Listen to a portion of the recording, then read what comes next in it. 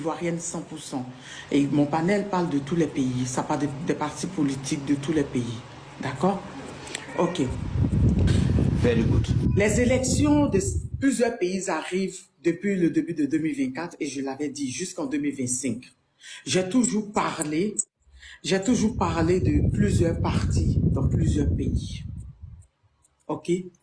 Au RDPC, quand on veut que vous votiez Paul Biya, on ne prend pas 8 mois ou 1 an ou 2 ans ou 6 ans pour vous présenter un programme. Non, on attend le jour des élections. On vous dit de venir à 15 heures sur la place du marché et on vous distribue des pains et des boîtes de conserve, dont des boîtes de sardines. On est en danger. C'est donc une parodie de cette consommation de sardines là qui a donné le S du mot bas, c'est-à-dire les consommateurs de sardines. Le néologisme y afférent, c'est sardinard. Donc ceux qui mangent la sardine, ceux qui, plutôt que d'adhérer à un projet politique, acceptent qu'on leur donne de la sardine, qu'ils vont manger, et ils vont voter pour continuer à mourir de faim dans les 364 jours qui vont suivre.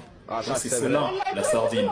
Et la base n'a pas attendu le MRC pour découvrir que les RDPcistes étaient des gens qui mangeaient la sardine. C'est un mouvement qui a été créé à vocation d'abord close, qui s'opposait de manière globale à des gens qui, voyant la souffrance des Camerounais, continue à soutenir Paul Biya parce que, à signature, etc. Bon, je ne vais pas entrer dans les détails du contentieux électoral, mais les manipulations du RDPC dans le fameux contentieux post-électoral, au lieu de faire comme le Conseil constitutionnel du Sénégal, le président du Conseil constitutionnel au Cameroun, M. Clément Atangana, a pensé que lui, il était au service de Paul Biya, qui venait de le nommer, qu'il avait nommé quelque temps avant, et non au service du Cameroun. Donc, on a mis le troisième élément, la réforme du code électoral, et dont le MRC a organisé des marches.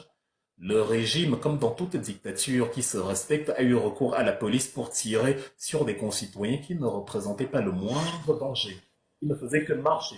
On ne pleure pas. On ne pleure pas. Il a donc tiré sur les concitoyens, sur les Camerounais. Et les activistes de la diaspora, voyant cela, ont décidé d'agir, ont décidé de créer, je ne sais pas, ils ont réfléchi à un moyen de se faire entendre. Quel est le morceau de Cameroun que nous avons en diaspora? Ce sont les représentations diplomatiques, les ambassades, dont l'idée leur est venue, je ne sais pas si